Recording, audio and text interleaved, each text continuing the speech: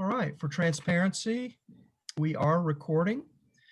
I'm Lieutenant Colonel Sid Wiggs, for those of you that have not sat through 2 other sessions with me. I'm Deputy Director for WAMA and for Virtual WAMA. I want to thank each and every one of you that have been attending today, and if this is your first one for today, our new adventure in the virtual world at WAMA, Washington All-Mission Academy. Really appreciate you being here and taking the time to be here, and I want to thank our presenters for the day, and specifically Major Kaczmarczyk and Lieutenant Wrighton for being here this evening. We will I am taking attendance, and we will submit it, and Colonel Weber, in his usual rapid fashion, as soon as I give him the information, will send out a participation letter to all the units. If you are, I know we have one group that is sharing a screen, so if you make sure either verbally or in the chat room, Major Kaczmarczyk is aware that there are multiple on one screen, please feel free to share. So with no further... I'll take roll. Huh? Okay. I'll take roll. So with no further ado, Major Kaczmarczyk, a frequent flyer at our WAMA, welcome, and it's all yours. I will mute myself now. Well, thank you very much. Thank you very much. Well, welcome to this virtual WAMA. So it's pretty exciting. We've been talking about it for a while, and we finally were able to get everything together and offer our first WAMA. And I'm really excited. What I'm going to do first, before I jump in and do all the other parts, I'm going to do the roll call first, so it's out of the way. And when I call you, if you are here, please unmute yourself and say presence. I have Major Han that is supposed to be here calling. I can't take him. Can somebody call Major Morris Han, please? I'm sorry. Anyway, so roll call. I have Cadet Captain Bailey Josia. I'm sorry if I mispronounce. Present or absent? Appears to be absent.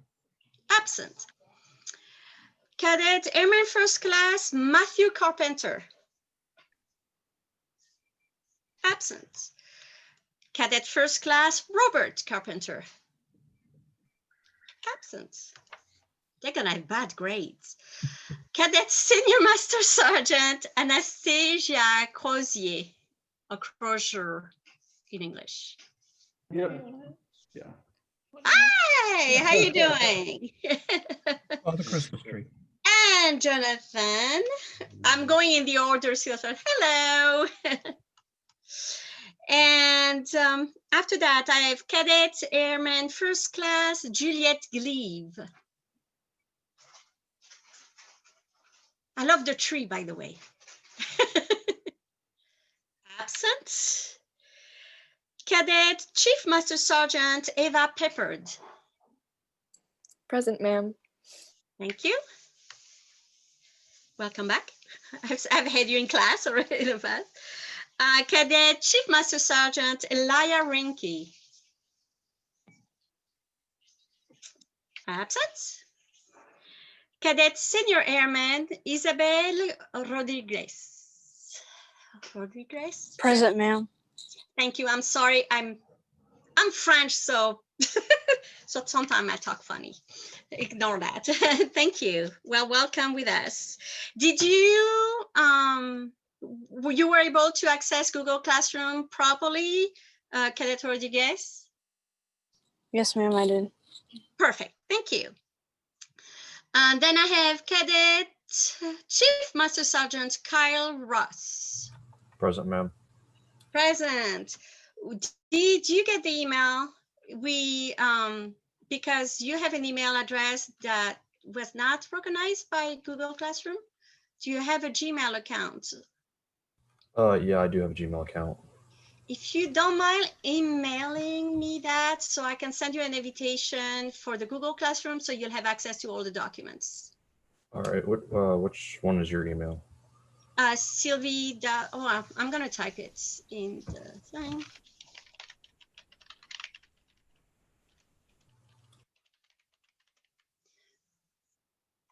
Here we go. If you sign it to that, I'll, as soon as I finish with the roll call, I'll get you in. Okay, now we go for the senior members. We have Major John Crozier, Yes, present. present. How do you pronounce your last name? Because I'm French, so I say Crozier. Crozier. Yeah, okay, it's French, but Crozier is the English way. Yeah. I know they say my name funny too. Thank you, sir. Major Maurice Han. He was on the phone. I guess he's not here yet.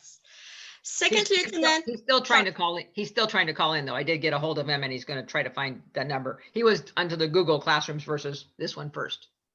Oh. Okay, No, so he should be joining us. Okay, perfect. Second lieutenant Mike Halim. Mike, absent. That's not Caleb, sorry. Captain Audra Kiyana. Absent. They might be running late. Then I have another senior member, Caleb Mesquita. Or Mesquita, I don't know. Absent. We have First Lieutenant Alan Wrighton. Here. Thank you, sir. Thank you for joining us. Myself, I'm here. Lieutenant Colonel Kathy Maxwell. I'm here. Yeah. Then I did not have that, but we have Lieutenant Colonel Sid Wiggs. He's present. We've seen him and heard him. We have Cadet Major Bradley Gorham. And we have Cadet Major Julius Jolie. Is that it? Is there anybody I forgot to call? If you've not been called, please talk or write your name in the chats. So here, I don't know how much you've used Zoom. If you've not used Zoom, I will recommend that you click at the bottom of your screen, your window, you'll have a little bubble where it's written chat. Click on that and have the chat on the side so that you will see when links are given or questions and comments on the side.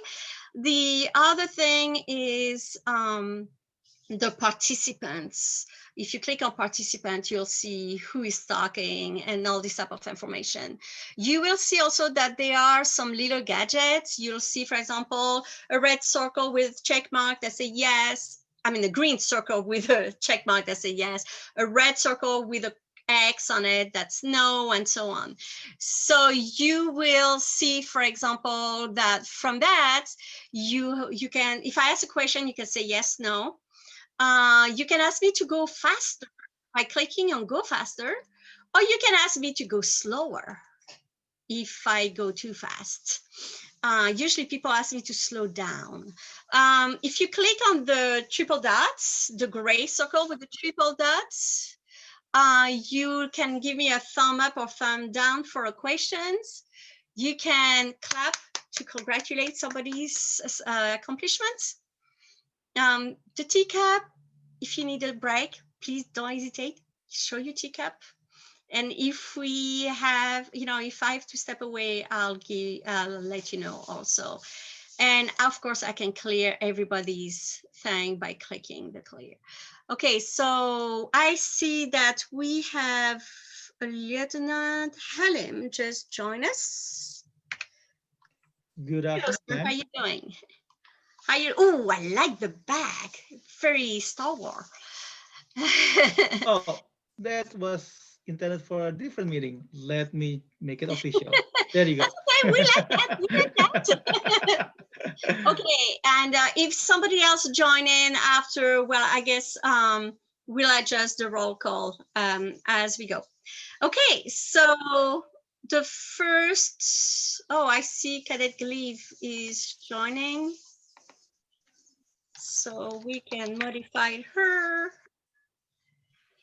Hello, Cadet Airman First Class Juliet Gleave. How you doing? Good. How about you, ma'am?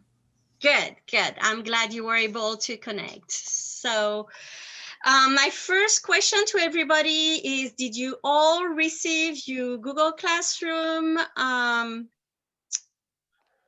Sorry, I have a thing. Your Google Classroom invitation, and I accepted your Google Classroom invitations. Because if you get it and you don't accept, you don't have the invitation. So if you've not done that, please connect onto your Gmail account. For the Washington wing, you have been assigned a Gmail account, so you should be using that for all your training in general. If you are not from our wing, then in that case, and your wing is not using Google, then in that case, we will have to use your personal Gmail account, like I'm doing with Cadet Ross right now. Cadet Ross, I am just sending you the link right now. So you should get it. I see, for example, for the Crozier family, you got invited. The email you sent, let's see, some of the email I receive, if they are not compatible, like Yahoo and things like that, I send it to your Huawei account. So you'll have to sign into the Huawei account to have access to everything. And for those who went in it, so I'm going to be sharing my screen. So I'm going to be sharing.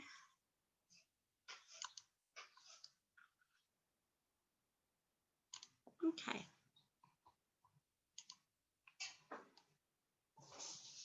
So when you arrive on Google Classroom, when you open Google Classroom, this is what you will see.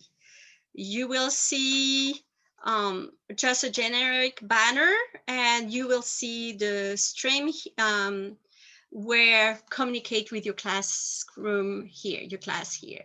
So that's what you will see. On the left, upcoming, you'll see assignment. Yes, you have homework. You have actually 3 homework with this class. 2 will do in class, the third one will start and you'll continue after. From there, what you want to do, typically we don't use the stream because we're going to do our chat through Zoom right now. But in the future, if you have questions, you can post them into the stream here. You can, create an announcement or can respond to you, or we can talk back and forth.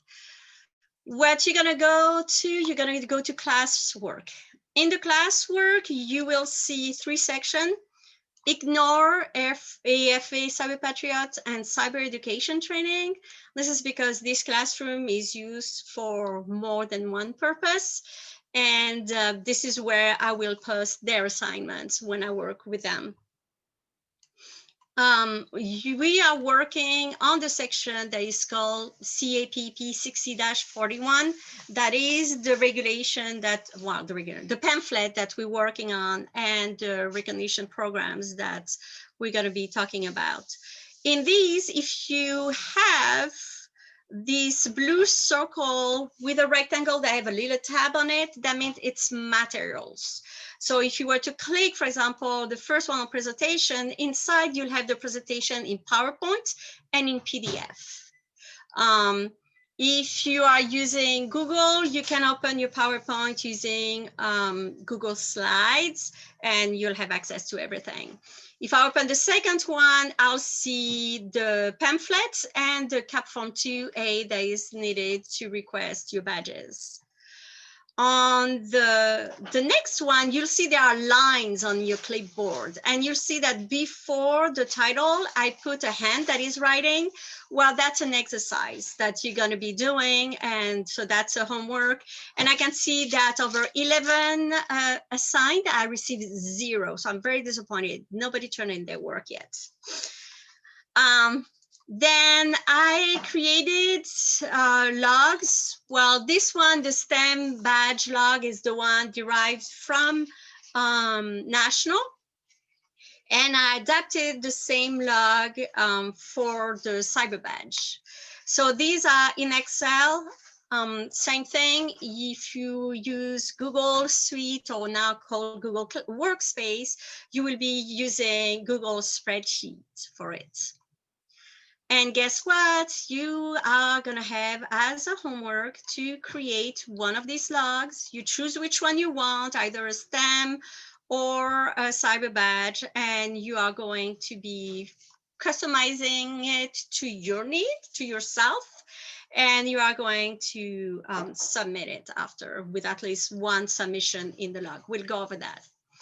And the last document is the career dossier. So in the career dossier, I have the sample that is provided in the CAPP pamphlet 60-41, and I created a master. So this master is here in Word. You can open it in Google Docs, or I have also the PDF version. And that's for you to start from. So you make a copy of it, then you're gonna fill it in with your own information. This is going to be your third assignment. As this one takes longer, we will start it in class to see if you have any questions.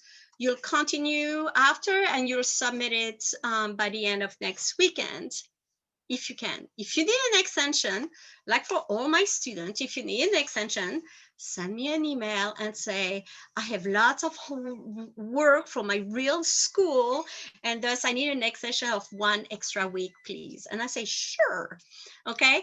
And when I get your submission, I will give you feedback and send it back to you with my comments so that you can improve it. You'll send the corrected version to me and we'll go back and forth until we have a copy that is acceptable. Then you can submit it to your AEO in your units. And that means that once you have your log with all your requirements, the career dossier done and all that, then you will be ready to get your badge. Any questions on the Google Classroom? You good? Okay. There's a calendar at the top. There's the Drive folder. You don't need that. That's for me, it's because I'm an instructor. The Google Meet, we are meeting in Zoom, so we don't need it. People is to see who is there. You don't really need that, but that's, as you can see, the grayish is the people who have not signed in yet.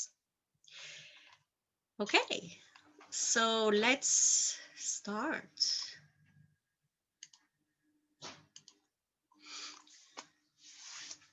So as a background, who am I? I'm, for those who don't know, I'm the Washington Wing Director of Aerospace Education, but I'm also the Wing Cyber Patriot Coordinator. And I am promoting a lot cyber education training in our wings and trying to work out some programs for our wing. In the 2 latest endeavors I've had, we're working with Western Washington University to use the cyber range to facilitate cyber education training for cadets who might not have, for example, a computer that can run Cyber Patriots because they don't have the exact technical specification. You still need to have Windows 10, but it's just not as strict, and it's much easier to use. And we are working in a very safe, locked environment, so there's no risk there. And so we're doing that, and that also allows us to do training outside of Cyber Patriot competition time, where they give us images to work from. What do we do when we don't have images? Well, we have the cyber range. So that's one of the things. It's typically a very expensive tool to get access to, but the Western Washington University Cyber Range is allowing us access to 30 units for free on a regular basis, and exceptionally when we have big training, up to 50 logins. So it's really generous of them, and they've been really nice with the support. So if you're interested in cyber education, you know, we'll talk more about it. There's a lot going on.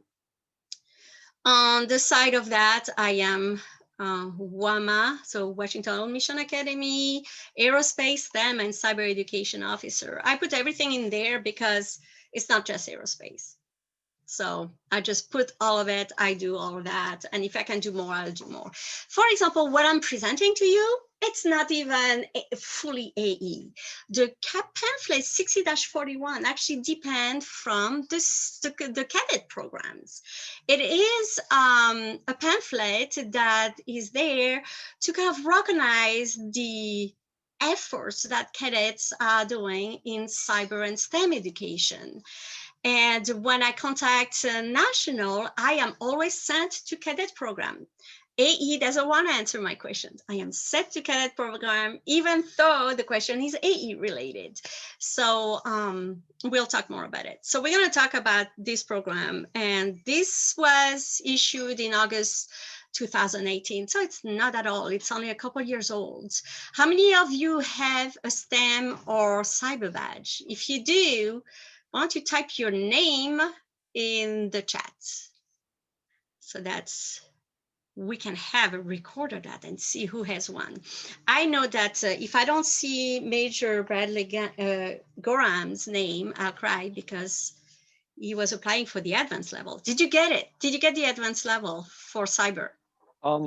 Major Gorham had to step out for a second, so Okay, I will. You can write his name. Okay, I will do that. Thank you. Major Gorham actually was applying just last week or a couple of weeks ago for the advanced level of the cyber badge. So we Yeah, he got it. Yeah, I just approved it. You're signed it. Awesome. Well, I'm very happy. Yeah, no, you worked really hard for it. So anyway, why do we get another badge? Well, guess what? At that age, we like the blings, we like the ribbons, we like the badge. It's a carrot without being a carrot. It's like, you know, you work really hard and somebody actually saw what you did. And it feels good because even though you're doing that for yourself, you put so much effort into that. It's nice to see that people are recognizing it. And also when people see that you have the badge, they know they can come and ask you questions because you've shown that you can do it. So it's a good incentive. It's a meaningful incentive, as we're going to see, compared to a lot of other incentives. It has many facets. So it's one that you have to work for also. It's a really good one. And on the side, you have a quality educational program because, you know, the AE STEM programs and cyber program are pretty intensive. So it's just an extra reason to motivate, to entice the cadets to keep learning. It's just fun to collect. I like to collect, but I can't have that one. Because of that, they created the STEM and the cyber badge. So that's the two that we're going to be talking about here. The guidance here on the left, you have a picture of my son when he was a second lieutenant, and he's wearing his cyber badge on that picture. And so that pamphlet 60-41 that we're going to work on was issued in August 2018, and as of October 2018, cadets were allowed to wear it, to ask for it and to wear it, but it was at the discretion of their commanders. So some commanders accepted that the cadets wear it. And some commanders decided that because it was not official in the CAPP regulation 39-1 that relates to uniforms, they did not want their cadets to wear it. So we had to wait until March 5th, 2020 to get the official authorization of wearing them and not having somebody holding you back. So I know, for example, my son had both STEM and cyber badge, and he had to hold back from wearing it for a while because he transferred from one squadron that authorized it to another squadron that did not authorize it. And that's okay. There was nothing wrong. It's just different point of view. He had his badges. He was happy. And as soon as March 5th, 2020 arrived, he put it on. He was happy. So anyway, so that's the regulation. As you see, it is a cadet-only program.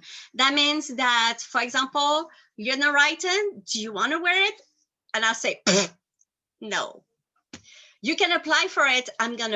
Every single time I'm gonna say no, because you're not a cadet. So that's the big thing. It's for cadet only. So you can brag to the senior members. That's a badge that you can get and they can't. Sadly, they can get some that you can't either. So in the process, you're gonna have to keep a log of what you're doing. So this is the part that can be a bit strenuous, and you have to be organized for that. And I know that a lot of cadets has a hard time keeping track of what they do. So I know that some units have chosen to do that for their cadets. And I say, no, don't. It is okay that the AO or the deputy commander of cadets decide to keep track of it, also to verify. But the cadets need to learn these skills. If we do that for them, we are depriving them from learning an important skill. So cadets, if you do not like to use a spreadsheet, such as Microsoft Excel or Google spreadsheet, have a little notepad where you keep track of your training hours. That is okay to have it on paper instead of in person. You could print the document that you have in the Google Classroom, the one that I'm showing you there. You can print that and fill it in. But it is your job to do that. And it's not that we're trying to give you more work. We're trying to make sure that you are learning a new skill also. And on that one, what you're going to be doing, you're going to be recording who are you? So, oops, sorry. So first, who are you? And so you have to put your name, your CAPP ID. What are you working on? Is it your basic, intermediate, or advanced? And when you have to record what class, what activity did you do that was eligible, and who was teaching it, and where were you, and when was it, and how long was it? So you have to record all this information. Then you accumulate your hours. It's like, if you're a pilot, how many pilots do we have here? Writing, I can't see the chat because it's Zoom. So sadly, I don't have access to the chat.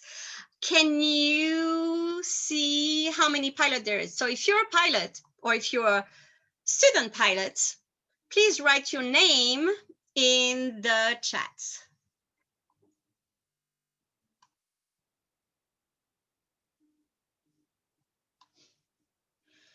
So how many do we have? Sholey's one. He should be there. Yeah. Hopefully. Yeah, I see at least one CFII, and we have one that wants to start his flight training. Awesome. So writing, as you just say, you're a CFII. Mm-hmm. What is one of the big skills that they need to have? Oh, definitely STEM falls into being able to fly. You got to know how to do math, and you have to be able to solve basic problems.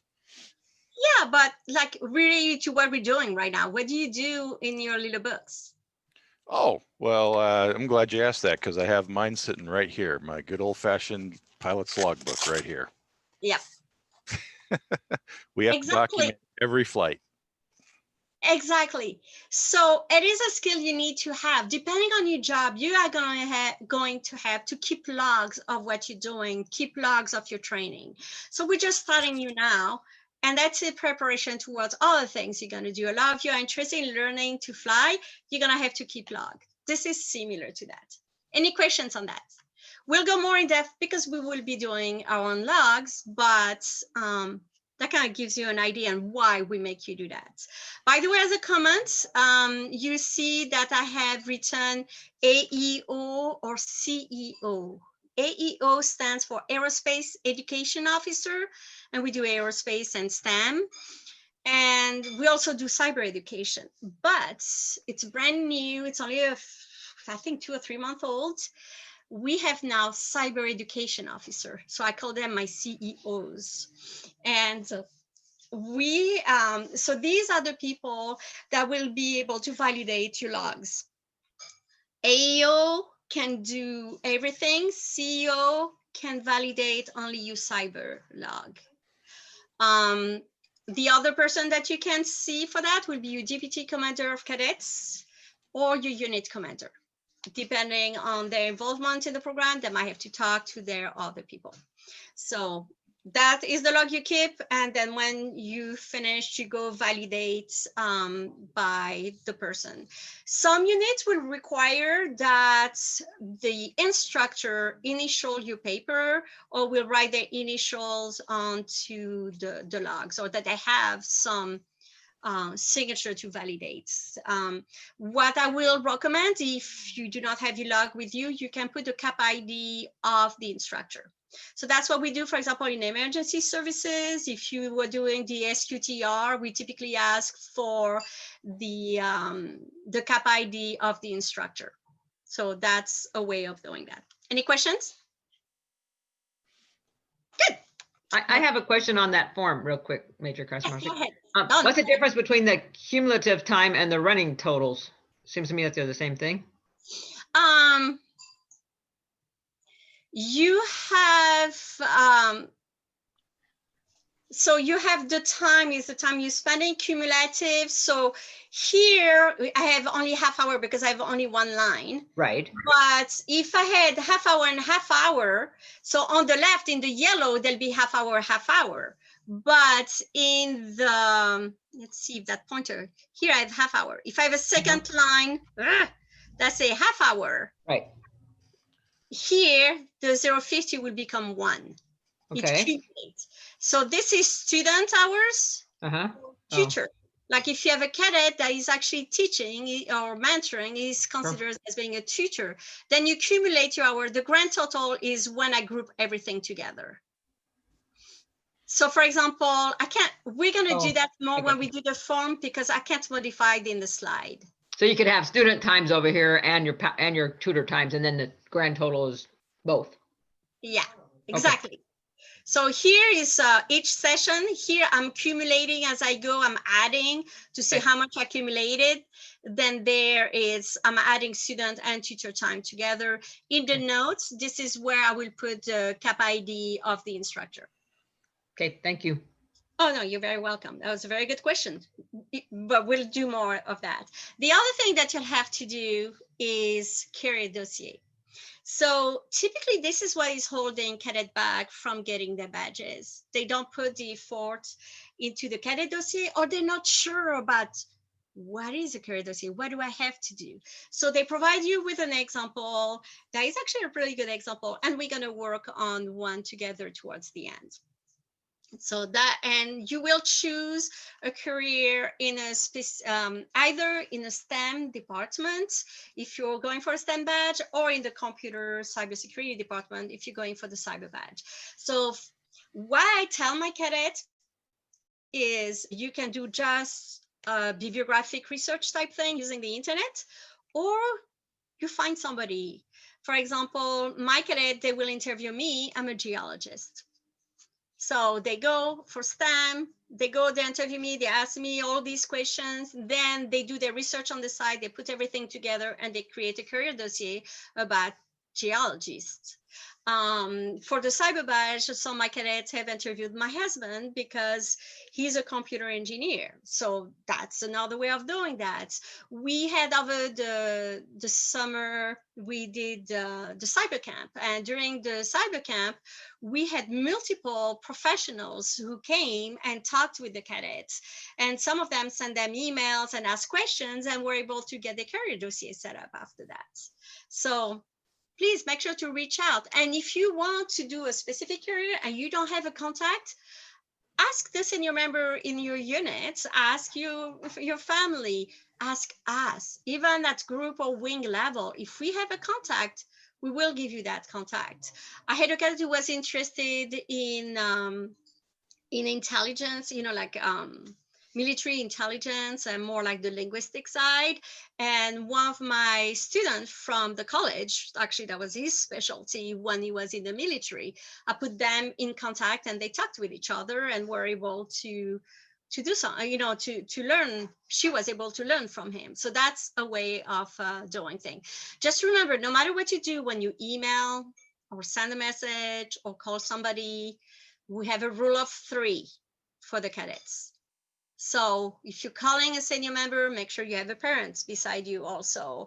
If you're sending a message, make sure to include in this message, be it email, chat, whatever, always includes a third person, preferentially an adult. Okay? So like right now, you're all together. And as I say that, I just remember I forgot to do the safety briefing. Let's do it quickly. Safety briefing. It's only 2 hours, but please stay hydrated because we don't want you passing out. If you're hungry, there's always snacks. One of the best snacks is Pringles. You keep the can, and then we can do an Enigma machine in January when we study cryptography. And then the other things, if you need to leave to use the restroom, you know where they are. I can show you. My house is different than yours. Be careful where you walk. Don't trip. Don't hurt yourself. I hope there's another person in your house so that if there's an accident, please call for help. Let us know so that we will make sure to call. We have your guardian information. We will call your parents. Well, actually, Major Crozier, I might not call your parents, but for your children, I might call on you to make sure that, that you're safe. The biggest problem we have in being virtual is risk of electrocution. Be very careful with any electrical wiring. If it's if you see any loose cables, whatever, be very careful. Do not touch the metallic part. That's usually what is going to electrocute you. And I tested, it hurts. So don't do that. And the other thing is do not pour any liquid over your computer. That will destroy it and you will be disconnected and we lose the rest of this training.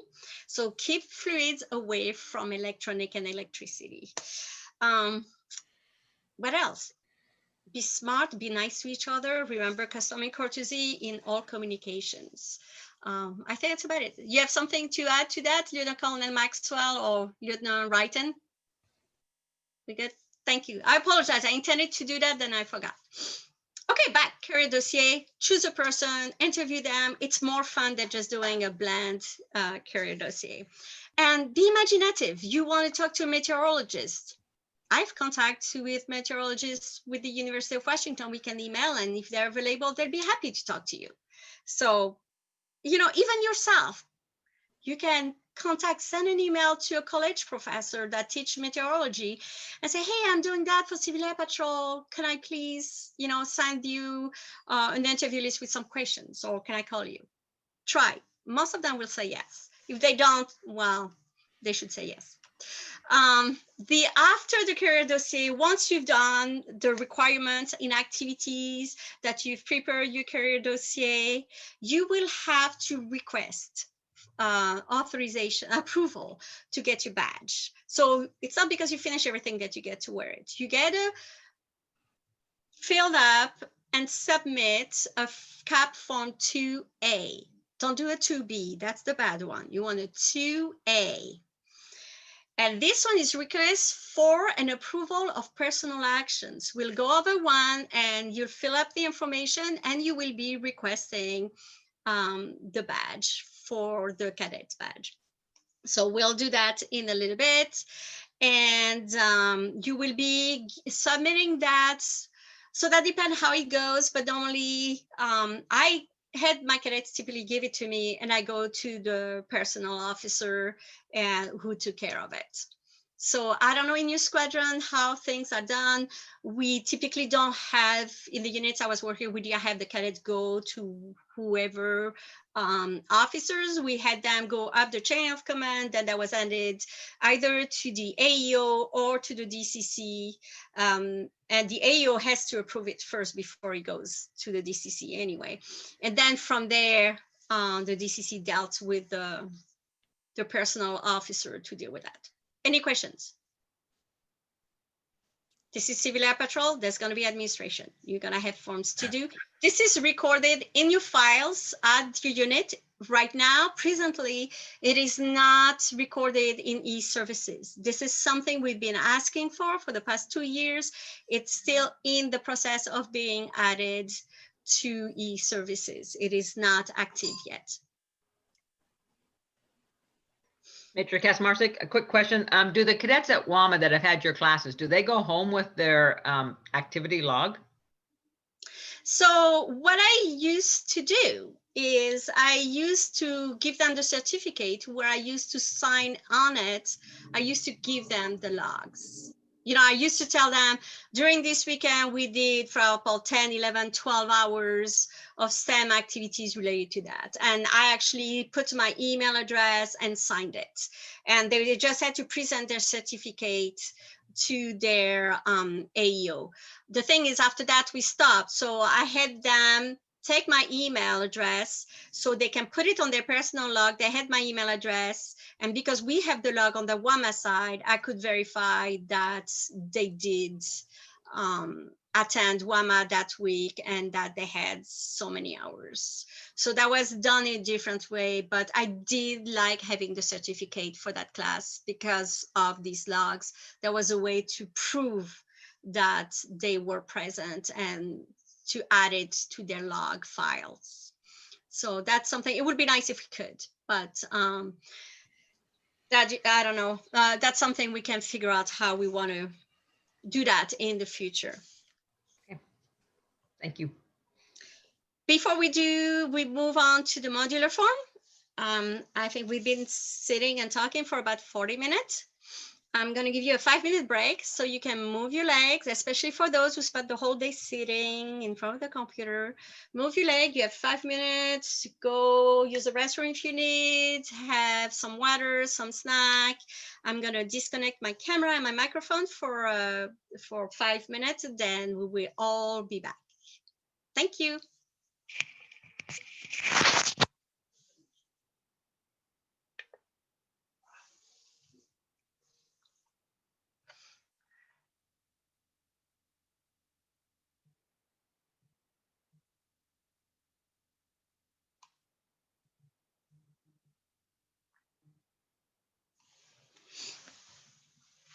I'm back. I know it's kind of short, but it feels good at least to move a little bit, get some stuff. I like, can it leave? Go away, leave me alone. My sister took out the dog, and the dog got in my room now. It's okay. We like friends. Mine is here. Yeah, my dog's laying on my bed right now. Oh, mine is over there. She's waiting for food. She's in the kitchen. She's like, I'm staying where the food is. Oh, look at the beautiful baby. Look at that. Nice. Well, thank you. Oh, here she is. Let's see. I don't know if she's going to be able to see her. Okay, I'm turning. Yeah. Pretty puppy. Oh. She's like a 85 pounds puppy, you know. She's 60. That's pretty good. She accepts my entire queen size bed. Yep, they'll do that. Anyway, so let's go back. Thank you for sharing. You know, you have to remember we're not together, but we're still human. We still enjoy socializing. And that's one of the things that is sad about that situation we're in, because we miss seeing you guys. I love being in the classroom. Not only do I teach and I learn from working with you and all that, we have that exchange, but I also enjoy talking with you and learning about you and all that. So I miss seeing you all. It's not the same thing. On the other hand, we have people joining from all over Washington and all over the Pacific region and the United States. So it's a big advantage. When we did the cyber camp this summer, we had 16 different wings that participated. We had a total of 62 participants total, including the instructors, 52 cadets and 10 instructors and guest speakers total. So it was pretty big, and we won't, I don't know if we will have that many people only in Washington, but anyway, so let's go back. Now, the STEM and the Cyber badge are special badges. So these badges are similar to the badge that we senior member get, like this one that I have here. That is the Aerospace Education Officer badge. I don't know if I can get closer, you can see it. I don't know how well you can see it. So this is the embroidery version of it, but I also have the real badge, and there's a star on it. And on this star, what's happening is you have a different color of star depending on your rating. So when you start as a technician, you get one color, then your color change to another color when you become a senior AEO, right? Right. And did you get your new star color for your seniorship? That's on order. Gotta get that. And then when you get the master, you get even another color. So what we do, we change the colors of the star. So we keep the same badge, but we remove the little star and put a different star. And if I'm not mistaken, I apologize. I've been with CAP for only 3 years. I don't know everything. I'm still learning. But I believe this is similar in other specialties, like cadet program. Do you have stars of different colors also, Colonel Maxwell? Yes, we do. Yeah. So you change color depending on your rating. So guess what, cadets? We upgraded you to doing the same thing as us. You are getting used to it. So now you're gonna have, you don't have technician, senior, and master. You have basic, intermediate, and advanced. And you start with a blue star on your badge.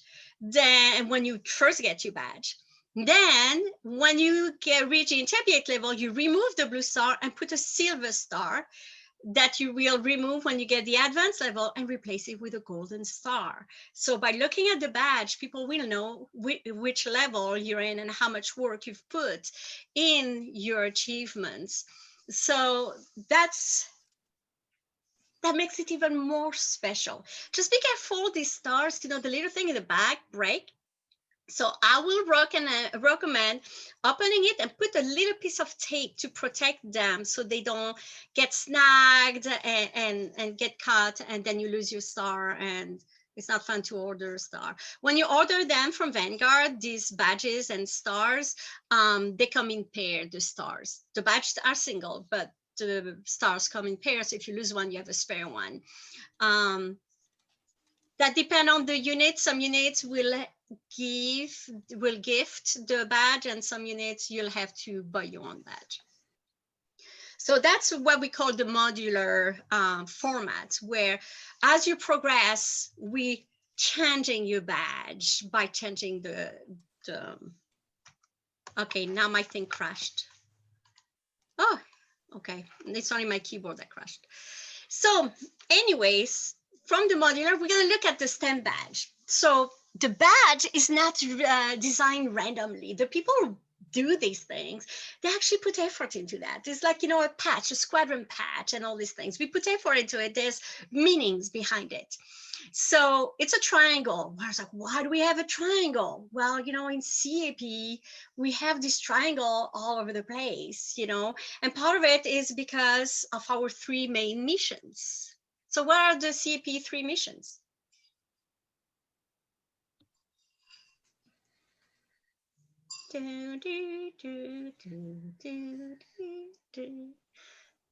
Cadet programs. Wake up. Aerospace education. What? And the last one is emergency services. What was it? That's it. Thank you very much. So there's always meaning behind that. So you'll see that we have our CAP triangular logo with the propellers. And you notice that it's circled by, that we have our typical triangle. And we have some yellow stuff there. We have our star. So this is our modular star. Of course, we put it at the top because the stars are up in the sky. Come on, let's get real. Otherwise, that'll be a meteorite in your backyard. And then here you see the background is black. And the black represents the unknown. So that's what I have. The triangles go up because, and you can see with here the sort of wings like it's going up. Similarly to this one, look like an aircraft that is going up. And it's going upward because it's showing progress. Then here you have the atom. And so the atom is for physical sciences, because a lot of aerospace is based on physical sciences. And that's STEM. It's a golden color for excellence. And you see the blue also around the triangle to represent the Air Force and the aerospace themes. So they actually put some effort in it. And their meaning, if you put it as a phrase or a sentence, that'd be cadets exploring cutting edge technologies, edge, not age, cutting edge technologies and advanced human knowledge, ultimately leading to personal and scientific excellence. So it's like, oh, I really want to do that. This sounds so cool. Anyway, so that's, you can see all that is inspired. Originally, they took the Air Force Research Lab and they adapted it to their own version. And we'll do the cyber badge after. So in the STEM badge, in your modular, you're going to go from basic to intermediate to advanced. The way that we include the cadet program development, your career as a cadet, is that to change of level, it's not just what you do in aerospace STEM, it's also what you're doing as a cadet. So if you are a senior airman for 10 years, that's not possible. You cannot be more than 9 years, because 12 plus 9 is 21, then you become a senior member. You will never go past the basic airman, because to get the intermediate, you need to be a master sergeant. And to get the advanced rating, you need to be a second lieutenant. So there are requirements as part of your progression as a cadet. So cadet program is part of that. And of course, you can recognize the ribbons and the cadet insignia. And of course, that talks about achievement 3, who is Colonel Mary Fike. I'm sorry, I don't know. I'm French, what do you know? The achievement 5 of Charles Lindbergh, with the Spirit of St. Louis in the back. And here we have, for the last one, Brigadier General Billy Mitchell Award, which is a very important award to get to the cadet. It's kind of like the minimum you should get as a cadet. Any questions on that? So you can see that we take into account everything you're doing. So everything is important. We're going to look closer at the requirement for the basic rating. So for the basic rating, we have your progression as a cadet. In aerospace testing, you have to have successfully done 2 modules in the aerospace dimension series, and you had to have passed the test in e-services for 2 of them. After that, you have 12 hours of eligible STEM activities, and we're going to go back to the eligibility of activities. We'll discuss that after. The 12 hours can be all on one topic. Like when we do WAMA, we have 10 to 12 hours where we're working all on gliders, all on parachutes or renewable energy. That's okay. Or you can be a mixture of different topics. That's totally fine. You have to get your STEM log. You have to keep track of your accomplishment. Like if you were a pilot, you have to prove that you flew all these hours and what type of flight that was, if that was daytime, nighttime, and all this type of things. You need to keep your logs. And you have to write your first career dossier on a STEM-related occupation. It doesn't have to be military. It doesn't have to. It can be anything you want. Any questions on that? At this point, with the level of achievement that you have, let me check. 3. Well, there's a couple cadets who need a little bit more, but because you need to be senior airman, but most of you should have the basic badge, and some of you are really close to getting it if you can't have it yet. In the intermediate, it's similar. We're gonna ask you to have 2 additional modules and tests studied and passed in these services. You still have your 12 hours of STEM activities. It's another WAMA weekend. You do 2 WAMA weekend, you're here. 3 WAMA weekend, you get all 3 levels done. But you can also do part as a student, part as a tutor. As you are progressing, it is important that you share your knowledge and your experience with your colleagues and your cadets. As a cadet, you know that you enjoy working from your peers. It's fun to have us big people, some of you are taller than me, but I mean older people, share experience and knowledge with you, but it's also so much fun to work with people of your age group.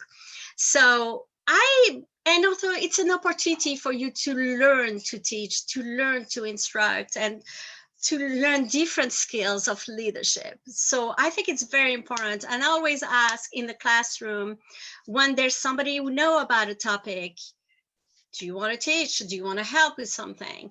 Most of the time, somebody who knows what I'm going to be talking about, they're like, oh, I already did it. I'm going to do something else. That's fine. But you've already done it. Why don't you come anyway? Because we can have fun. You know, you can be part teaching. So don't hesitate to come also for that.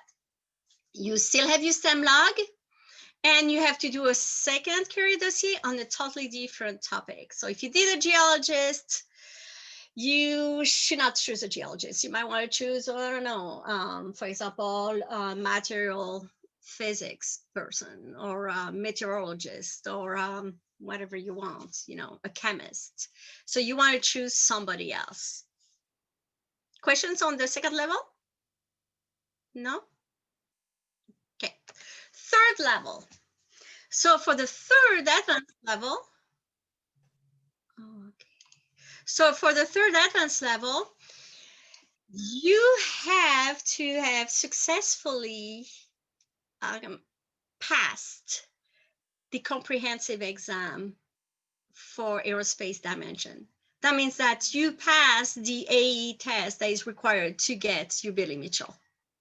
So that's the big deal with this one. So you have, typically if you have your Billy Mitchell, you have your testing done. That's part of the requirements. You still have 12 hours of STEM activities, or instead of 9 and 3, you can have 6 hours of students, 6 hours of tutor. Or you can have, you know, the earlier was 9 and 3. So you have a choice on how you want to do it. They will not authorize more than 6 hours of teaching. They want you to also be a student. The goal is that you have to keep learning also. So that's why they impose this as a minimum requirement as a student. There's your STEM log still, but you also, they would like you to teach outside of CAP. So for example, as with my son, we went to visit a middle school, and we did a presentation with drones. So he actually did a lesson with them, explaining them the physics of the propellers and how that works. You know, we spin some dragonfly spins where you have a propeller on top of a stick. They compare that, they talk about how that works, they compare to the propellers on the quadcopters and how to direct a quadcopter. Anyway, he did this little topo. The 6th grade students had a great time learning about that, and they did some activities that counts for community service. So if there's a school that is doing a STEM day or a science day, and your squadron is invited and you can volunteer to go and help out for even just part of it, that's great. Or you can volunteer to go visit in a school with, you can't go alone. So you're gonna have to go with somebody, with two, because you're a cadet with 2 other people. With my son, that's different because I'm his mom, so I don't need a third person. But for you, you will have to be 3 to do that. And then you have a career dossier again, that is there. Any question on your STEM development, on your STEM badge? Does it make sense? It's pretty straightforward. What is progressing from 12 hours of teaching, you go to 12 or 9 and 3, then 12 or 6 and 6. And then at the very end, they like you to go teach at least half hour outside of civil air patrol. That can be also like you're doing some aviation day, and you're helping with teaching some skills at an activity table. That works also where you're teaching youth about STEM related activity as part of being a CAP member. You cannot skip. So they have to go through the progression. So to be able to get their advanced rating, they have to have had the earlier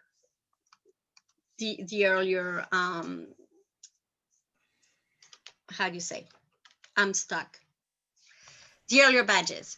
So they can go back and they can, for example, apply for the basic rating, and then because they already have all the requirements, because frankly, if they're second lieutenant, they have years of testing and STEM classroom. They just have to put their logs together, show that they did all their testing, which they did because they're second lieutenant.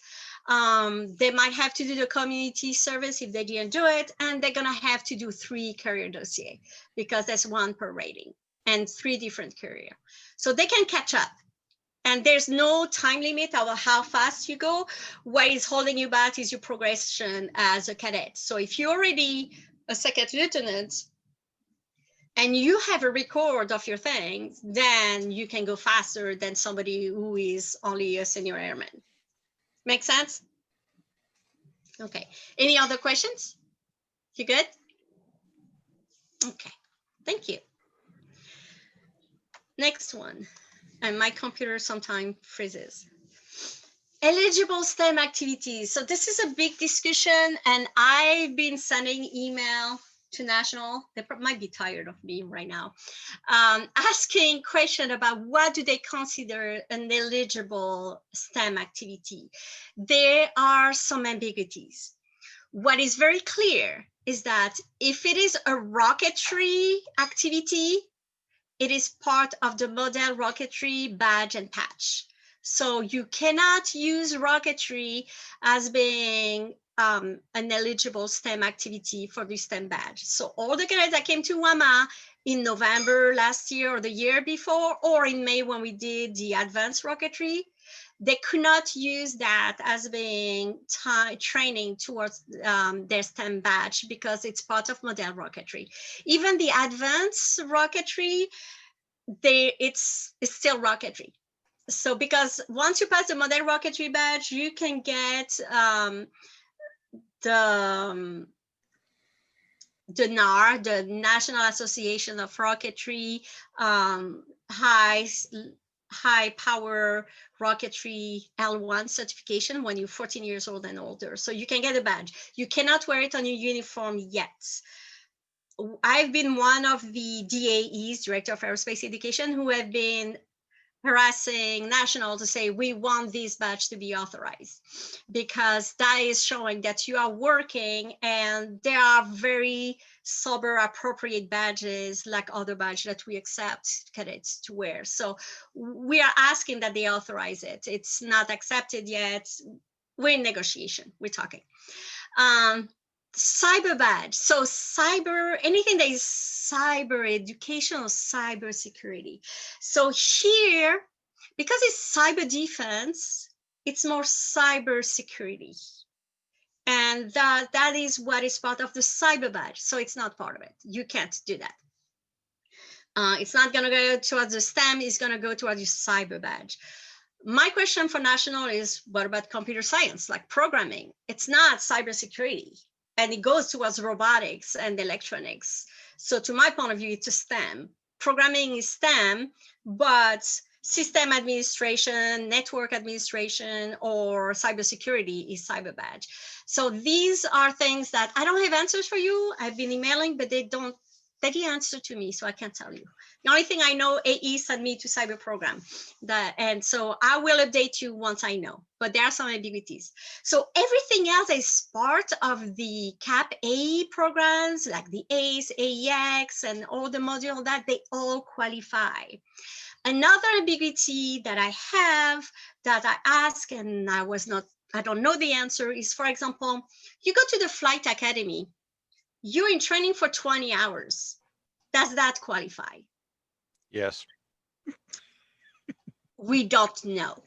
That's my answer, because officially, if we have a badge or another form of recognition, it does not apply. because they do get their wings when they solo.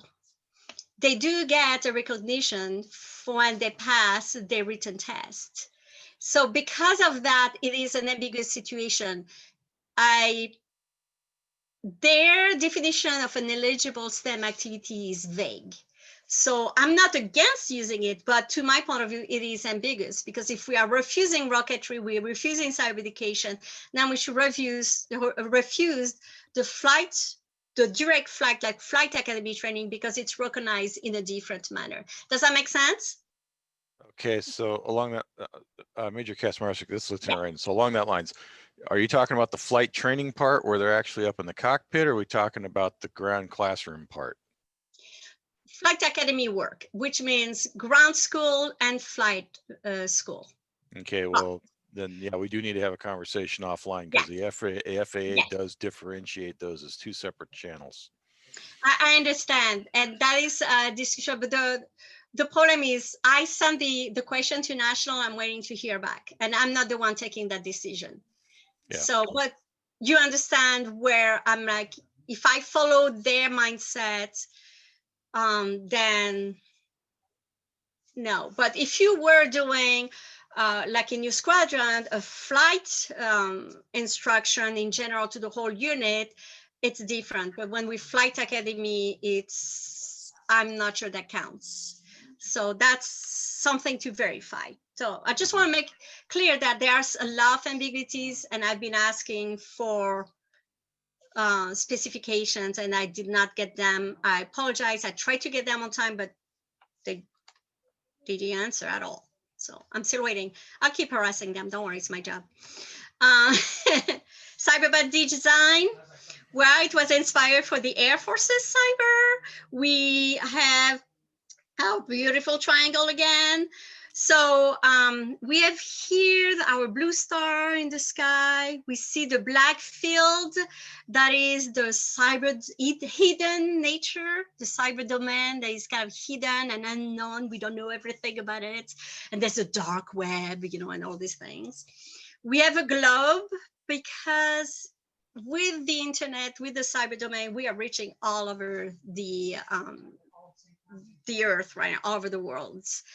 We have the two lightning bolts here that are representing computer science and national defense. And we have our CAPP logo here, and then the tight at the top, the two intertwined bolts are excellence and feature. Okay.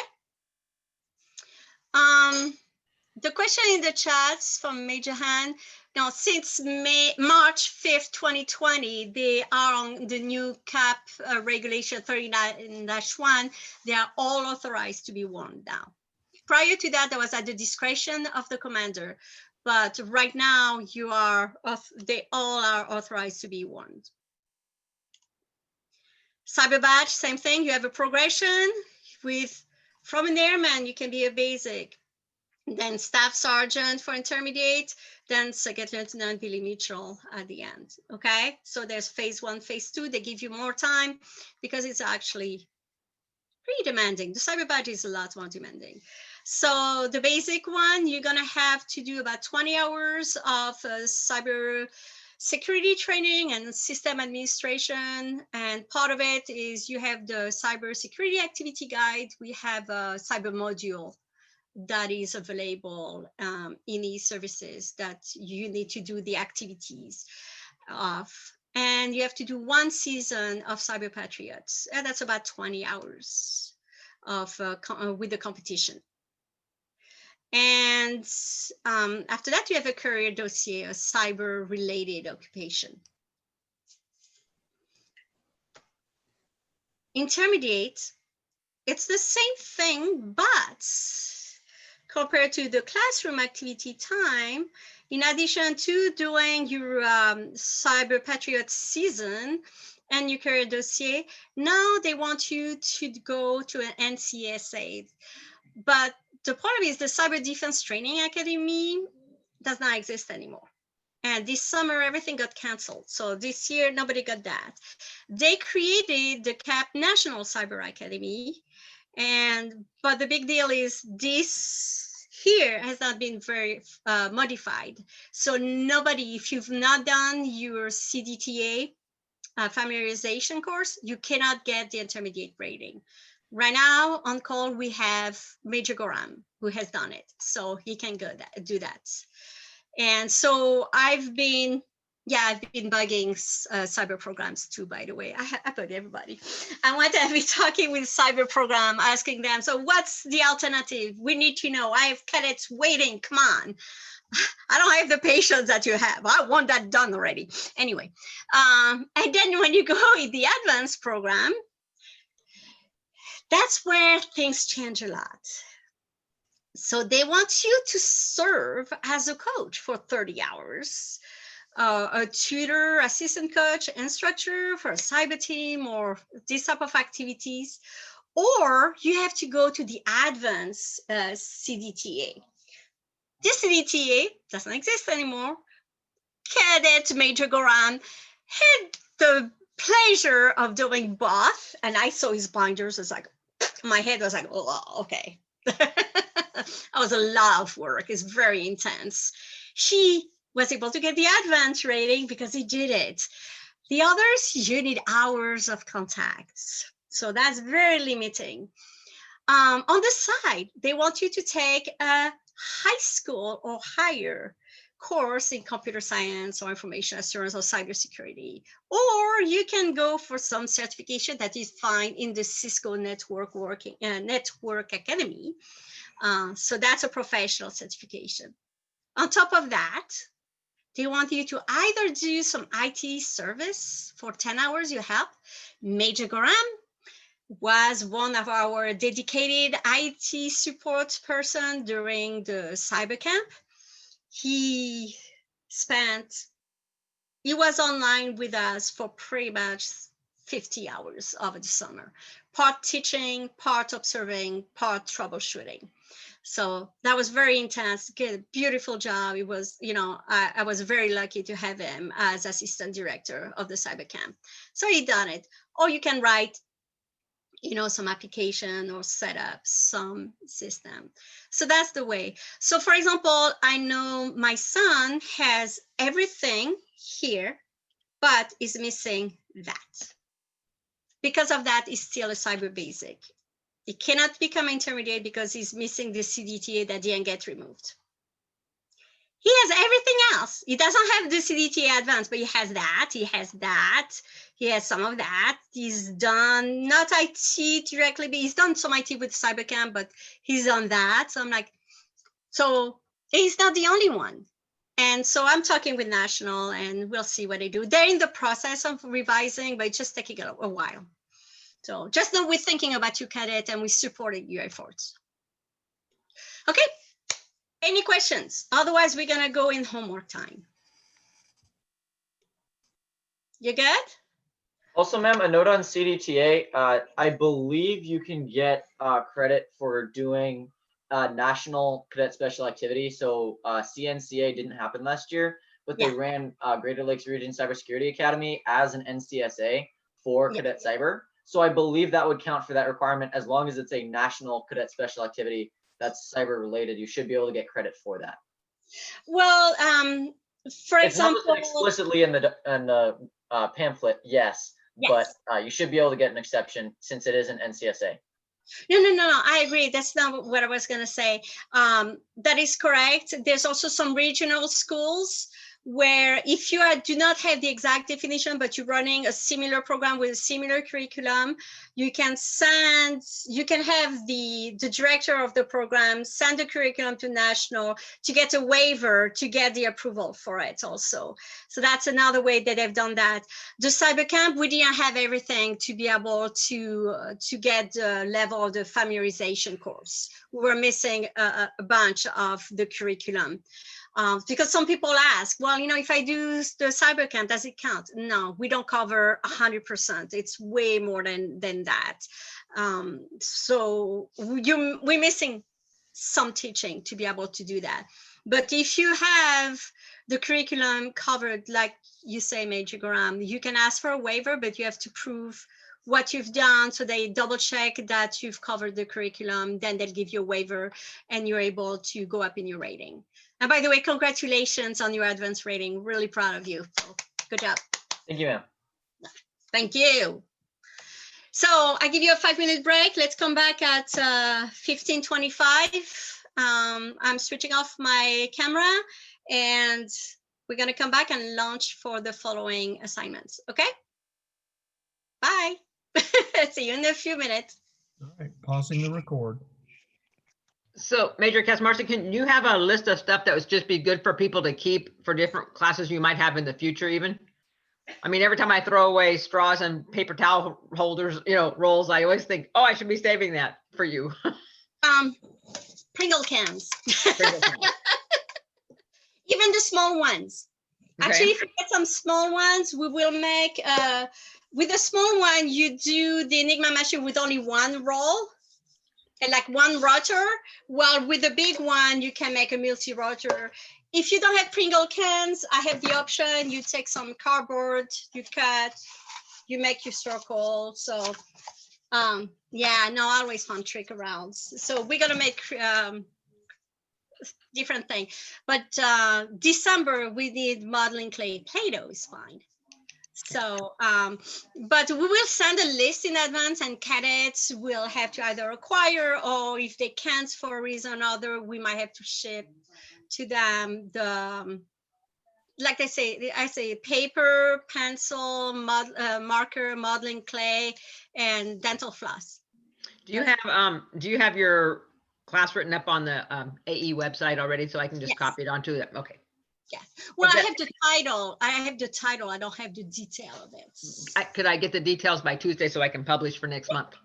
Yeah, I can do that because right now I have up on the web 2 days, so I can remove 2 days this weekend and replace it. So you'll have it. But the title is already announced on the Right. the other.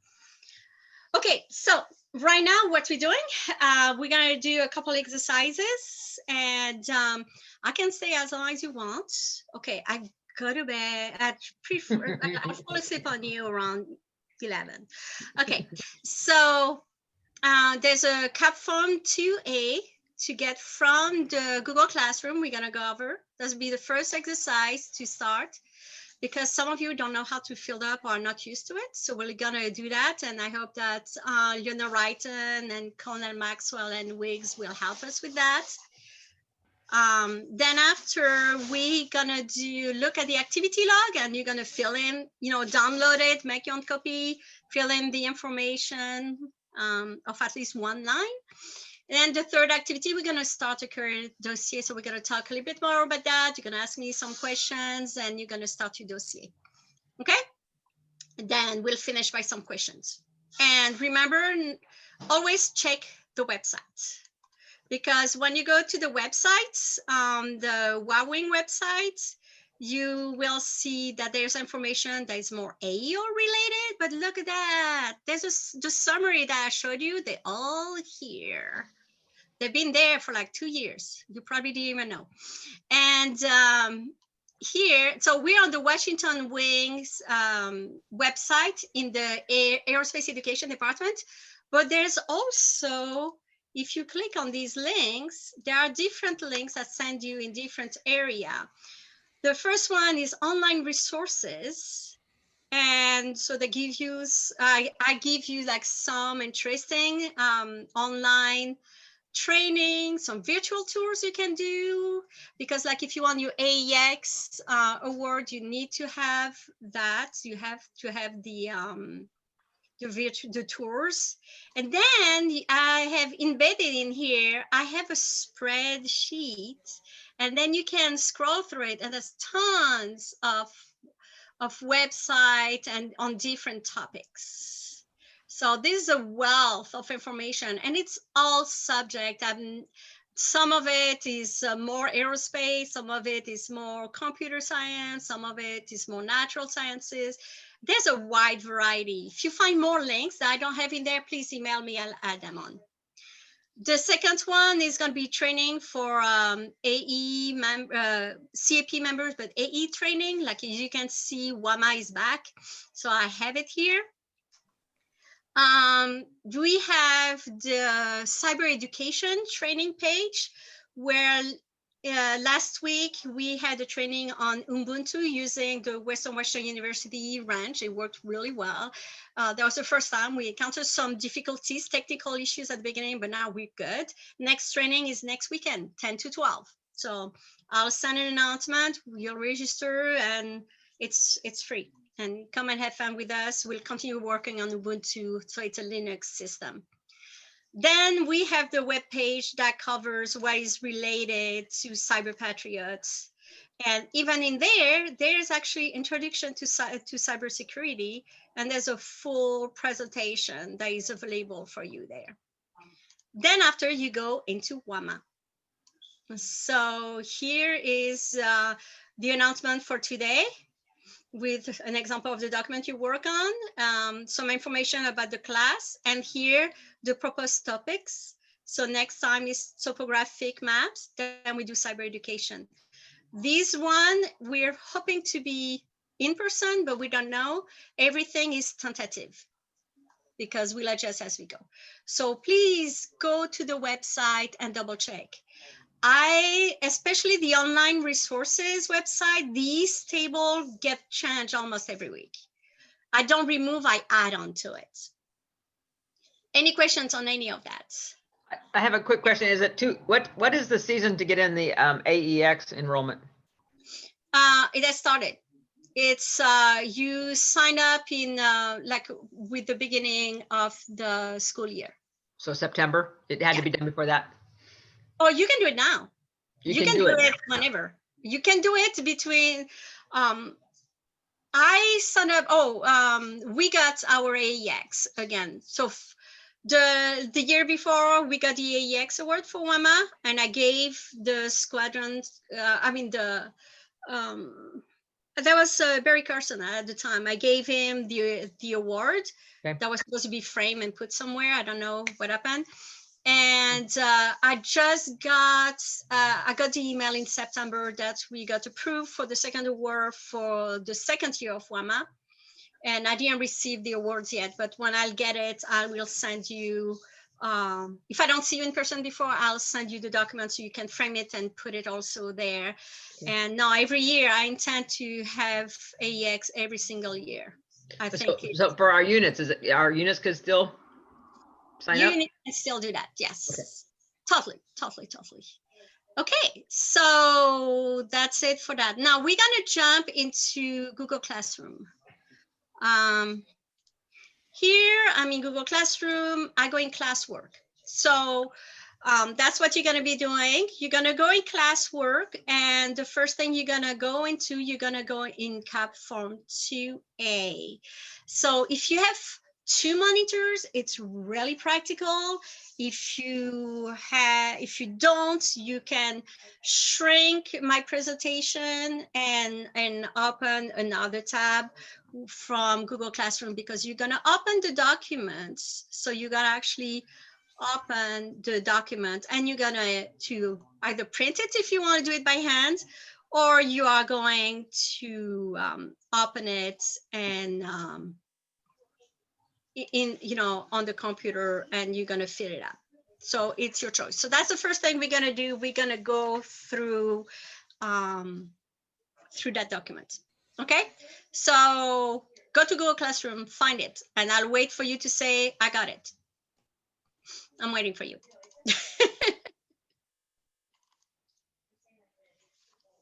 Okay, I have it here.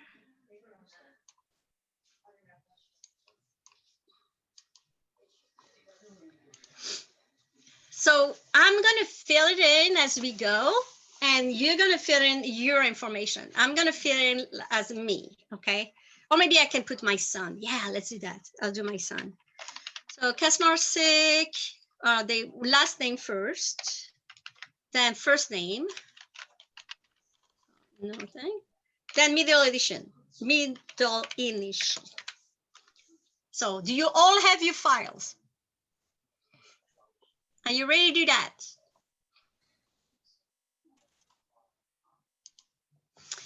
I tell you that even in the adult training, we go through the forms. We do samples forms to learn how to fill them up. If you cannot open it or have a problem, please send a message in the Google chat.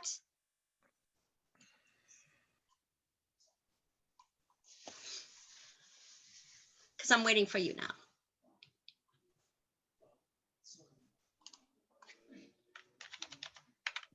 So the beginning, you should know. Go ahead, please. When I open it, it doesn't come up like this. It comes up like everything's just all weird. Download it. I can't even download it. I think the problem is you opened it in Google Docs. I think you have to download it as a PDF. Yeah. Download as a PDF and you'll be okay. What computer are you using? A Chromebook or a regular computer? I'm using a school computer. Okay, so if it's a laptop, just download it and open your download. Okay. And it should open using Adobe Acrobat Reader. Okay. And you know, on my other computer, it messes up often. So anybody else have a problem with it? Are you good? Okay. So you're gonna write yes? You good? Okay. So you're gonna get your information in. So you have your name, then you have your CAPP ID number, you have your cadet grade, then you have to put your charter number.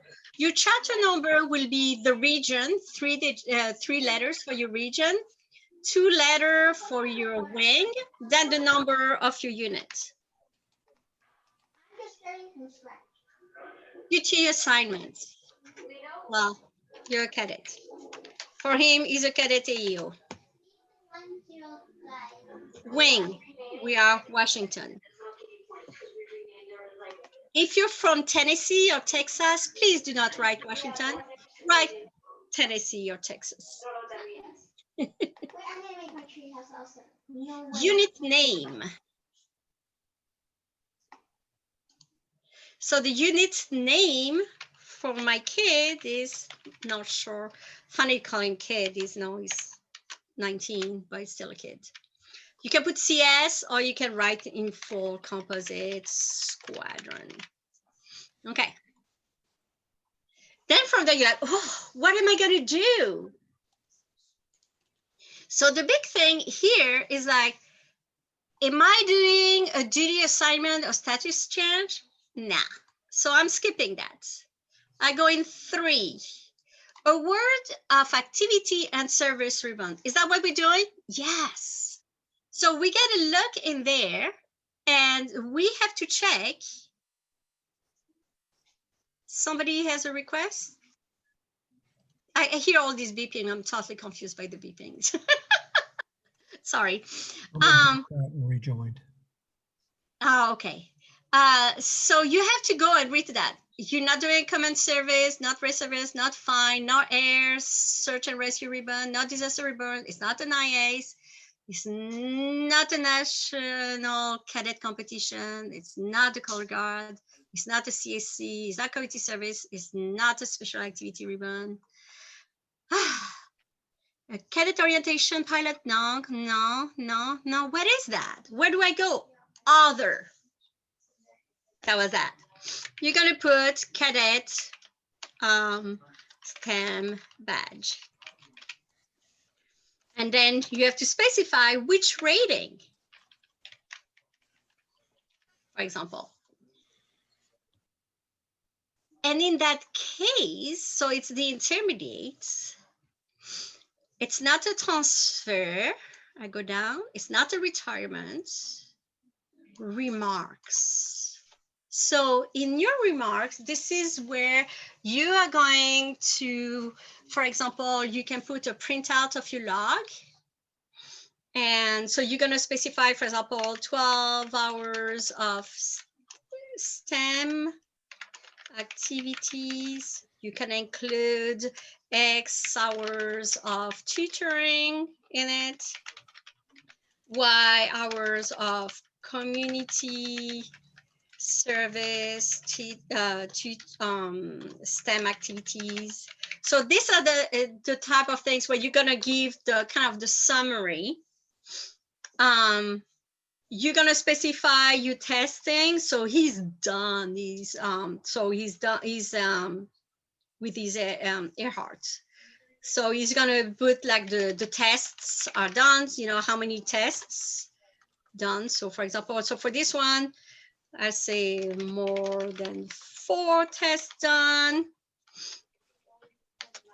Then I will put here career dossier on a geologist, for example. So here's kind of the summary, but on the side of that, attached to that document, you will attach a copy of your log, and you're gonna attach your career dossier, and the person will have access to verify that you've done your test. So here you're kind of like doing a summary of what you have in your thing, but the detail is on the side. So what I'm gonna do here, I'm gonna put here in big, attached, oops, sorry, I need to go down. Attached, you're gonna have your log, career dossier. Okay, that makes sense? You're gonna have that together. Unit charter number. So we're back into doing the same thing as earlier. 6.8. You're gonna have to print and sign, but here you're gonna put your grade. So here is cadet, captain. He's not gonna use that. He has to do it on his own, but that's an example. And you print it, then it can be signed. Or for me, I can use my stylus and sign it on my touch screen also. I'm not him, so I can do that. In the back, this is not your worry. Leave it. Okay? So you fill in the front at the beginning, name, CAPP ID, grade, charter number, duty assignments, if you have one, otherwise just say cadet. Washington unit name. You're asking for a cadet badge, which one, which rating. You give a summary of what you've done that makes you qualify for that badge. Oops, I've lost it. Then after that, you attach the STEM log and the career dossier. Make sense? Anybody has questions? Okay. You all started your document, started filling up. Your remarks might not be ready, but that's okay. Start your document and you are going to save it and you submit it in Google Classroom. If you don't have it finished right away, you can submit it like tonight or tomorrow, okay? Any questions on that? You're all very quiet.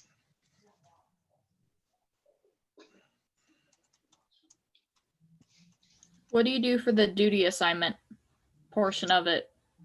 Do you have a duty assignment as a cadet? No. Cadet. Just a cadet. Don't worry about it. I don't think it's a big deal for a cadet, but just say cadet. Colonel Wig, please, or Colonel Maxwell, correct me if you think they should put something else. You're correct. Okay.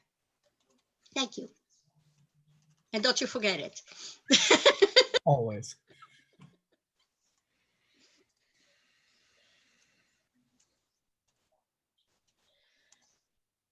Okay, then from there, we're gonna go into the logs.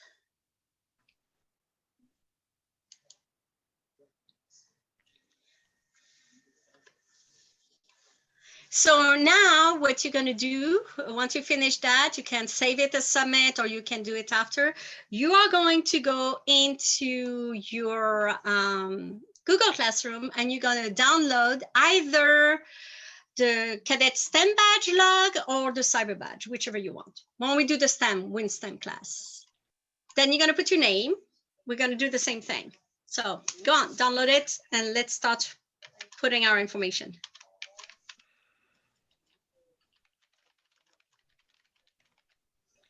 Put name and grade. I typically put the grade also. Then you have to put your CAPP ID number. No.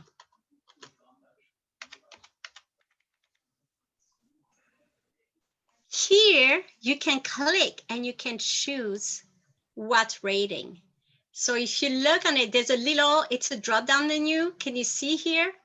There's a little arrow.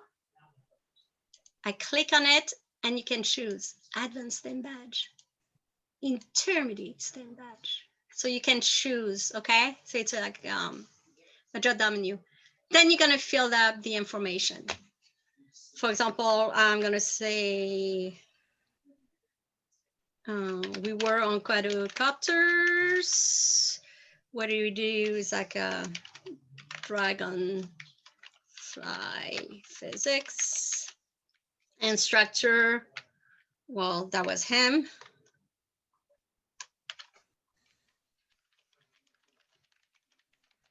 And he was with me. So if they need an adult, I will say,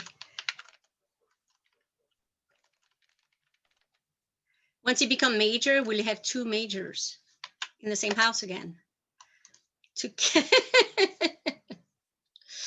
Squadron, like, where did you do it? Did you do it in a squadron? Did you do it in a school? Where did you do it? So for example, that was the Crystal Springs Elementary School. Okay, date. So you put the date. And that was in May. No, we did that. This one was, I'll have to check the calendar. I don't remember. So you're going to put a date. I don't know. I'm going to put 05/2019. He was not a student. He was a tutor in that case. He was there. How long? That was half hour. Oh, but he was not a student. He was a tutor. So I put it here. So he has accumulation. It's done automatically in blue. It's accumulated automatically. So if you had another part here, so if I could do again quadricopter, and this time instead of dragonfly physics, he did maneuverability. Maneuverability, up. That was same school, same time, but imagine this time he's a student. So we say student, the time 0.5. And look, you see that now here is cumulated from 0, he goes to 0.5 in here. Oops. And here we accumulated the 0.5 says 0.5, and he has accumulation of 1 hour. Make sense? So here you'll put the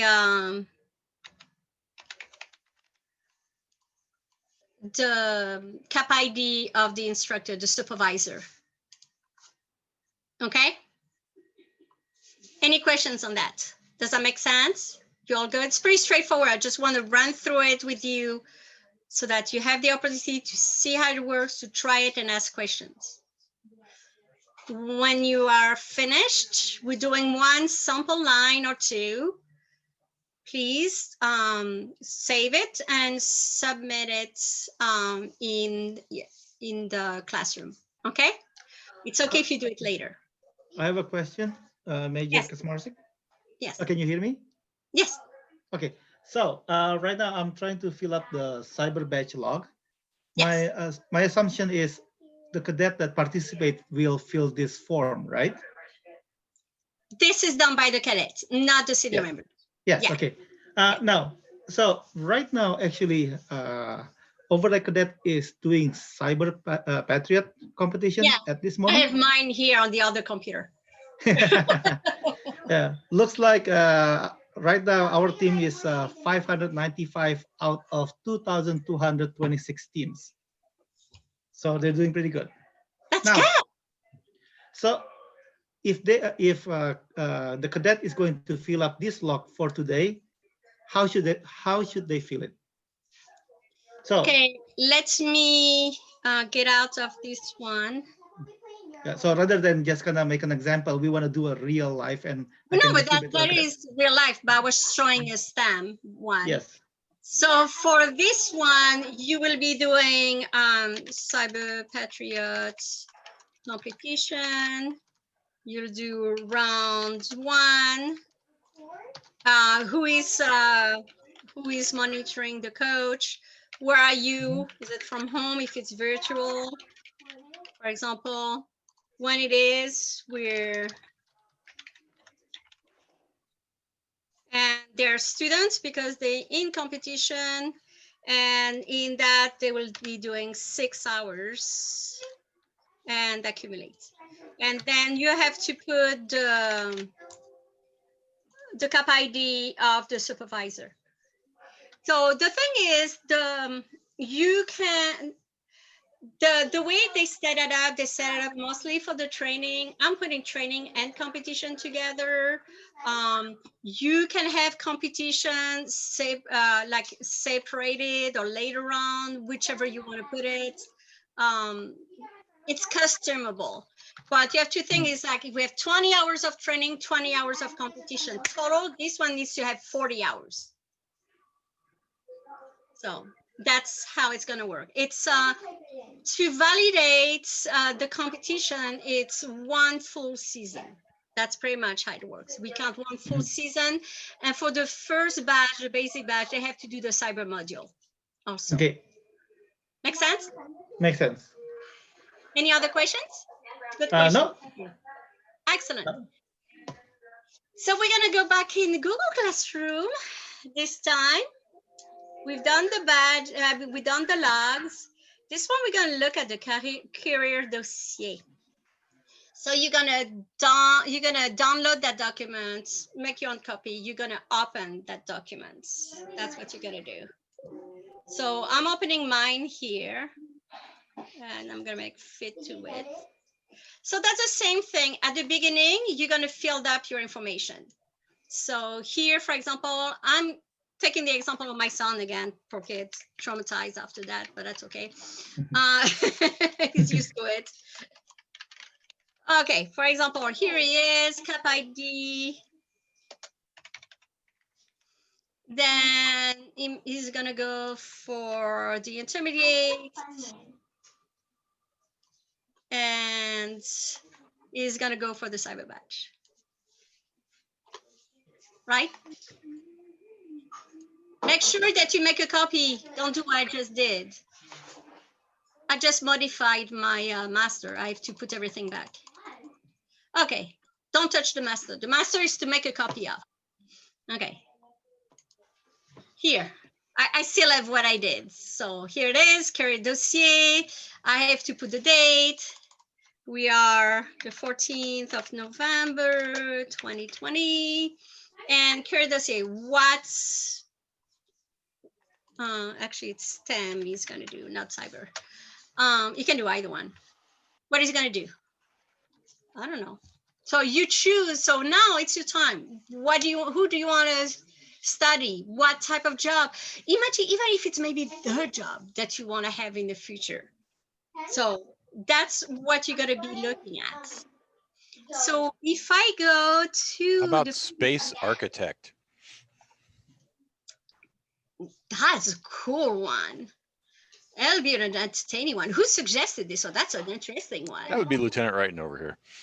I should have guessed. Actually, you know, there are companies that are totally looking for that right now, especially if you're working for, what's the company? I was going to say, SpaceX. SpaceX is big on this thing. So I have, for example, here the sample that is the how do you call that? The current dossier for a meteorologist. The synopsis. So in the synopsis, what you're trying to do, you're trying to describe what do they do, what is the point of their job. So you give a little summary of what is the point of their job. You see what I mean? So if you choose a job that you're familiar with, it's easy to write by yourself. If you don't know that job, what can you do?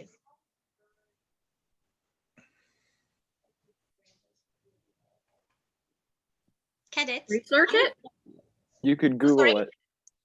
Google it. Exactly. Google it. And it's like, go for it. So make sure you always write your reference. Where did you hear that? If you heard it from your mom, she's a meteorologist, write Mrs. blah, blah, blah, or Dr. blah, blah, blah, comma, mom. And my son, for one, put dad, and for the other, that was mom.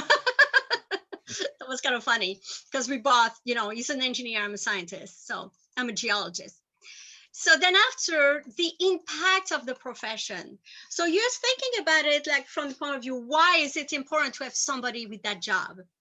So how do meteorologists make a difference in the world? Why is it important to know the weather? Before you go hiking, do you check the weather? Before you're gonna go do some work outside, then like trim your roses or plant some things. Before you fly, Leonard Wrighton, don't you check your weather before you go flying? Before you Yes, fly? pilots have 5 sources of weather that they check. Exactly. So for many jobs, not for all jobs, but for many jobs or many personal reasons, we need to know the weather.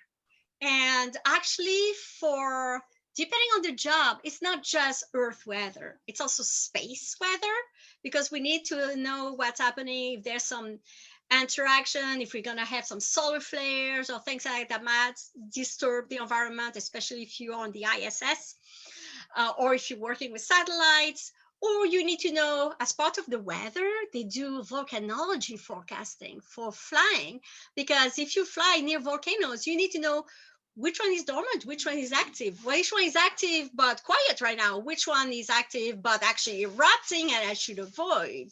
That is very important. So what's the impact? Then after, you're going to look at the typical employers. For meteorologists, well, of course, the National Weather Service is going to employ you, the military, but also like schools, like university will hire meteorologists to teach meteorology, or you're going to be in the media. So there's like, who is going to be employers? If you're not sure about it, Google it. Google is going to be your best friend to do that work. Also Google it if you don't have to tell you what qualifications. So you could go, you're going to be looking at job descriptions there, job requirements. You're going to look, okay, to have that job, for example, being a meteorologist on Como 4 News, look for the job description. What do they ask you to have? So that's the type of information you will need. And then to do that job, you need to be strong in math because they do a lot of modeling, and you need science and all these things. If you can talk to somebody, it's much more fun to get this information. So I will highly recommend that you interview someone if you can. And I know we're reaching the time, but I'm going to continue. If you need to drop out, I totally understand. But if you want to stay, you're welcome to. Colonel Wiggs, I don't know what's your choice on this one. I'm okay to continue to finish that document. You can continue, but if you drop out now, you will get credit for the full attendance on it. No problem. We did advertise from 2 to 4, and some of you have been online since early. Since this morning. Okay. Yeah. It just, I want to allow questions. So there's the description there, but just make sure that you go, you create one and submit it. I'll give you feedback so that you can improve it and be ready to send it, to give it to your unit AEO. So there are requisites depending on the job. Some jobs will ask you some specific skills. So what you really want to go is go on a website that have job advertising, and from there you look, like for example LinkedIn has a lot of job advertising, and you can look at the job descriptions. So you'll say, for example, meteorologist job description. So, and from there, you are going to be able to see what they need and fill in the information. So that's the best way. Association, you got to do meteorology associations, societies, then you list them. These are important because they help you, and these societies and associations, they give you a lot of the information you're looking for also. Code of ethics. Look for code of ethics and think about it. What do you think they should have good ethics, these people? Why is the impact? So even if you don't find an official document that tells you, think by yourself. Why is it important that they do a good job, that they don't lie, that they have integrity and do their job with excellence and integrity? You see what I mean? So that's the next thing. Starting salary, so you're going to go to the Bureau of Labor Statistics. That's the best place to find. It's the bls.gov. It's right here. This is the best place to find the information.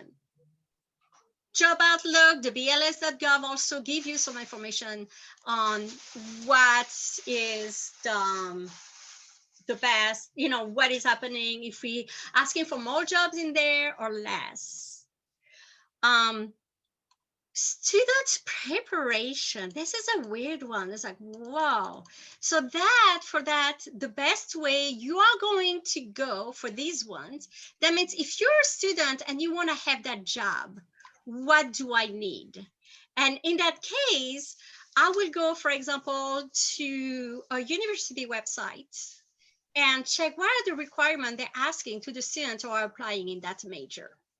So go to a college or a university and say, Bachelor of Science in Meteorology, and then look at the prerequisites. And that gives you an idea. Some are more specific, some are vague, but they tell you at least you need lots of math and physical sciences for that one. Personal reflection, I think, is the best part because it is your point of view, why you think that job is a cool job, and why, even if it's not the one you have, why do you think it's an important job? So it's your version of it. Always list your references at the end. And they actually have a bunch of information. They give you the checklist. So it's a really good document. This information is all in the, if you look at the very beginning, it's in the CAPP pamphlet 60-41 at the very end. You have a sample of the document, and it's really worth looking into depth at it and going into every section and reading and understanding it. The master copy I have given you is the one that has the outline. You just have to fill in the information with your research. If you want to fill up one of these career dossiers and get feedback, please submit it in Google Classroom. I will correct it. I'm not going to give you a grade. Just like the grade, they put grade, but I don't care about the grade. I want to be able to give you feedback so that you get a really good dossier to present. Okay, any questions? You all good? Yes. Major Kasmarsik, there's a question in the chat. Oh, I didn't see. Air ground engineer, be cyber or STEM? My point of view, air ground engineer is STEM. Okay. Cyber really, what That is makes my cyber definite sense. defense? Yeah. No, it's a cool one, but that will be, yeah. So to be cyber badge, like this, the cyber badge, that will be more anything that is cybersecurity related. Like anything where, like, if you have somebody that is doing like electronic warfare cybersecurity, or cyber warfare security, or anybody that is like doing security using the computers and electronic, that will be counted as being towards a cyber badge, or any computer related things will go towards cyber badge. The others will go more towards the STEM badge. Actually, I would be very interested in reading that one, the Air Ground Engineer. Please, if you don't mind, I would really appreciate it. Do it, and don't feel bad about it. I'm not gonna, pick on you. I just want to give you feedback so you make it better, so that your dossier get accepted by your AEO and you can get your badge. Yep, my stepdad's. That's what my stepdad's current job is through the airport. Perfect.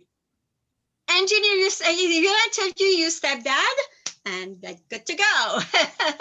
And that, so with all his interview, you filled in the form that I gave you with his information, then you go and supplement with information from Google. And then you put that together, you make sure you get proper English, and then the computer will help you if needed. And I'm French, so I don't know any better. Anyway, you make sure it's well written, then you submit it. I'll give you feedback on what is missing, what you could add. Then you correct it, you send it back again, and once it's approved, that's how you act. My point of view is it's good. You can submit it, then you go to your AEO. Most of the time, when they hear the director of aerospace education approved it, they're not gonna. I don't know if some of them won't even read it, which is sad. They should, because you put work in it. But they will be fine with it. They will be happy. I did the correction for them. I did their work. So, but yeah, thank you, Cadet Leave. That's We'll get that to you as soon as possible. That's okay. I try to give a week, but if you need more, like I say, it's totally okay. I just want you to, if I give a deadline, you're more likely to do it and get your badge soon. Yeah, I get done with school at like noon every day. Oh, yeah. So you have time to work on it and not stress out too much. That's good. Yep. That's good. Well, thank you for coming today. Really appreciate it. If you have any question, you have my email address. You have access to the Google Classroom to be able to ask questions. And so please feel free. And thank you again for coming. I appreciate it. Well, And thank you to all of you for coming. And next time we'll have more hands-on. This one was regs. Sorry. It didn't bother me. Thank you. What about you, Cadet Ross? Do you have any question? No, I think you covered it really well. We got all of it. So, even if you're out of state, it's okay for you to be sending to me your dossier and all that, so I can, help you with preparing it. And so that when you're ready, you can submit it to your unit AEO. And depending on how picky the person is, they might want you to add something to it, but I'm following what's in the regs. So they should be happy with it, and that will allow you to move forward with your badge progression. So. All right, thank you. Thank you very much for joining us. Really appreciate it. Take care. Thank you. Anybody else have questions? No, we all good? All right. Excellent. So we can stop the recording. Thank you.